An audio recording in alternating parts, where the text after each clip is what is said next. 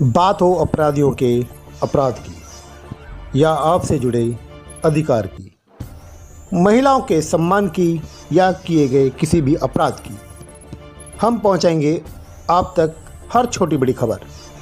देखते रहें और चैनल को सब्सक्राइब जरूर करें। एनसीआर न्यूज़ मीडिया, खबर हर पल की।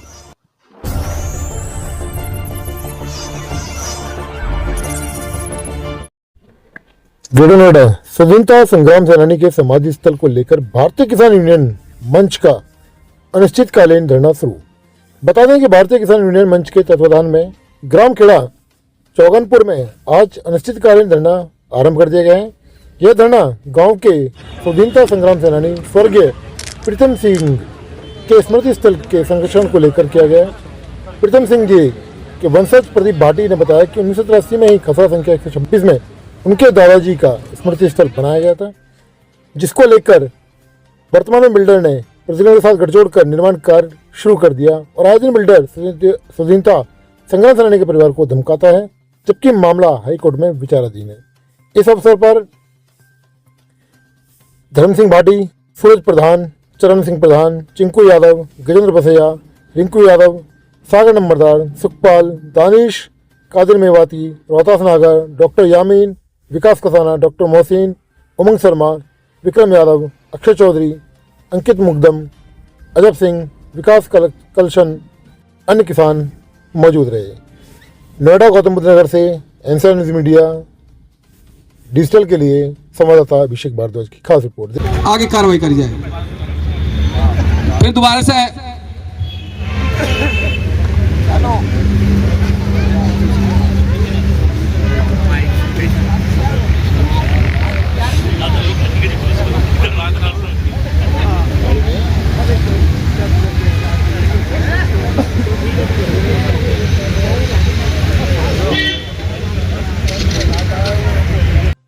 नमस्कार साथियों, आप देख रहे हैं एनसीआर न्यूज खबर हर पल की। आज हम आए हैं गौतम बुद्ध नगर जिले के ग्रेटर नोएडा के खेड़ा चौगानपुर गांव में। यहाँ पर एक समाधि स्थल है जो स्वर्गीय श्री प्रीतम सिंह सेनानी 24/12/83 की यादगार में बनवाया गया था। जो इनको के पुरखों बहुत बड़े पूर्वज बहुत अच्छे स्वतंत्रता सेनानी रहे हैं। बहुत अच्छा गाँव है, सामाजिक गाँव है, सामाजिक व्यक्ति थे। अब उनके बेटे हैं और उनके भाई साहब हैं, उनसे बातचीत कर रहे हैं अभिषेक भारद्वाज ज्यादा एनसीआर न्यूज के द्वारा। तो क्या क्या घटना है जी इन बाबूजी की जो समाधि स्थल पर जो प्रकरण चल रहा है बिल्डर का, जो इसके बारे में बताइए। ये हमारे दादाजी हैं स्वर्गीय प्रीतम सिंह सेनानी। ये आजाद हिंद फौज में थे जी, और मैं इनका पौत्र हूँ, जी। संजीव नाम है मेरा। जी संजीव जी, तो मैं ये आपको बताना चाहता हूँ कि इसमें ये स्मृति स्थल बना हुआ है जी। जब इस ग्रेटर नोएडा प्राधिकरण तो छोड़ दो, नोएडा प्राधिकरण का भी अस्तित्व इस गौतम बुद्ध नगर, इवन गौतम बुद्ध नगर भी उस समय अस्तित्व में नहीं था जब ये इस स्मृति स्थल का निर्माण हुआ था। जब यह जिला जनपद गाजियाबाद हुआ करता था जी। उसके बाद में गौतम बुद्ध जिला बना 1997 में, नोएडा प्राधिकरण बना और 1998 में एक कमरे में ग्रेटर नोएडा प्राधिकरण का ऑफिस खुला था। और ये स्मृति स्थल बना हुआ है 1983 का। तो इसकी प्राचीनता आप किसी भी ऐतिहासिक तथ्य से, किसी भी तरीके से, आप किसी भी पैरामीटर से आप इसकी जांच करा लें, 1983 का स्मृति स्थल बना हुआ है। और जब प्राधिकरण भी अस्तित्व में नहीं था उसके बाद में जो जमीन अधिग्रहण की प्रक्रिया होती है उसमें धारा 4 होती है, धारा 6 होती है, फिर धारा 9 होती है। उसके बाद में अंतिम मुआवजा दिया जाता है, कॉम्पेंसेशन किसान को दिया जाता है।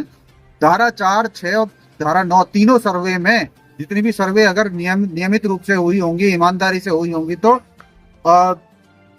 शासन के अभिलेखों में तीनों सर्वे के अंदर इस स्मृति स्थल का जिक्र होगा। ठीक है। उसके उपरांत ये खसरा संख्या 126 है। इसका जो रकबा है वो है 2670 हेक्टेयर। और इसमें से हमने जो है अधिकतम का मुआवजा उठा लिया था। उसके अंदर ये 400 मीटर जमीन हमने स्मृति स्थल के लिए प्राधिकरण में अर्जी डाल दी थी कि ये हमारे पूर्वजों की स्मृति स्थल है, तो इसमें हमारी जो इसको छोड़ दिया जाए और बाकी आप जमीन आवंटित जिसको भी आप बिल्डर को करनी है आप कर दीजिए। उसके उपरांत प्राधिकरण ने इस तमाम जमीन इस 400 मीटर को भी मिला के बिल्डर को अलॉट कर दिया। अब बिल्डर की तानाशाही इसमें ऐसी चल रही है। बिल्डर साइट पे आ गया है, 10-20 बाउंसर लेके आता है, परिवार को आतंकित करने का काम करता है और समाधि स्थल को तोड़ने का प्रयास कर रहा है, भरपूर कोशिश कर रहा है। वो तो परिवारजनों ने यहाँ लेट के और ग्रामवासियों ने, क्षेत्रवासियों ने और भारतीय किसान यूनियन मंच ने जो हम उनके ऋणी रहेंगे हमेशा। उन्होंने हमारा साथ दिया है और इसको बचाने का अब तक कार्य किया है। और यहाँ पे आंदोलन आज शुरू हो गया है 5 जनवरी 2026 को। और ये अनिश्चितकालीन धरना जो है आज से शुरू हो गया है, जब तक प्राधिकरण, बिल्डर और शासन प्रशासन हमसे आके वार्ता नहीं करेगा और इसमें समझौता नहीं करेगा और इसका एक स्थायी समाधान नहीं निकालेगा, तब तक हम अनिश्चितकालीन धरने पे अड़िग रहेंगे और अपनी बात रखते रहेंगे सभी के सामने। संजीव जी, जो आज ये लोग इकट्ठे हुए हैं, भारतीय किसान यूनियन के भी लोग थे और भी यूनियन के लोग आ रहे हैं आपके पक्ष में, आपके लिए सहायता के लिए, तो ये जो आज ज्ञापन दिया है, जो अधिकारी आला भी आए हैं, उनके बारे में और क्या आश्वासन देकर गए आप? 11 बजे सुबह प्रातः ये जो आंदोलन शुरू हो गया था, इस आंदोलन का जो संचालन कर रहे हैं वो जो है भारतीय किसान यूनियन मंच के तत्वावधान से ये हो रहा है। उसके अलावा बाकी किसान संगठन भी और आर्य समाज संगठन भी इसमें सम्मिलित हैं और आने वाले समय में और भी संगठन इसमें जुड़ने का काम करेंगे। और तो इसमें एक समय सीमा दी गई थी LIU के माध्यम से कि आप हमें जो है, हम आपको समय सीमा दे रहे हैं, कोई भी प्राधिकरण का सक्षम अधिकारी आके हमसे वार्ता करे और हमें आश्वासन दे, ठीक है। तो उसी कड़ी में जो है ACP साहब जो है आए थे पुलिस प्रशासन से और प्राधिकरण से, एक सीनियर मैनेजर और JE जो है वो आए थे। उन्होंने आके मंच के पदाधिकारियों से बात करी, हमसे बात करी, परिवार से बात करी, वार्ता हुई। उस वार्ता में उन्होंने कहा है कि हम CO साहब से समय लेते हैं, आपकी वार्ता कराएंगे CO साहब से। तो इसमें अंतिम निर्णय, क्योंकि वो उनके अधिकार क्षेत्र में आता है, SM लेवल का वो अधिकारी था, वो कह रहा है कि मेरे अधिकार में नहीं है कि मैं आपको लिख के दे दूं कि छोड़ दी। बट अगर हमारे CO साहब जो NG रवि कुमार हैं ग्रेटर नोएडा प्राधिकरण के, हम उनसे आपकी वार्ता कराने के लिए समय उनसे मांगते हैं, 1 दिन लगे चाहे 2 दिन लगे, मीटिंग कराते हैं। उस मीटिंग में आप अपनी बात रखना, आप अपना पक्ष रखना, क्योंकि वो उनका अधिकार है, वो सक्षम है इस निर्णय को लेने में।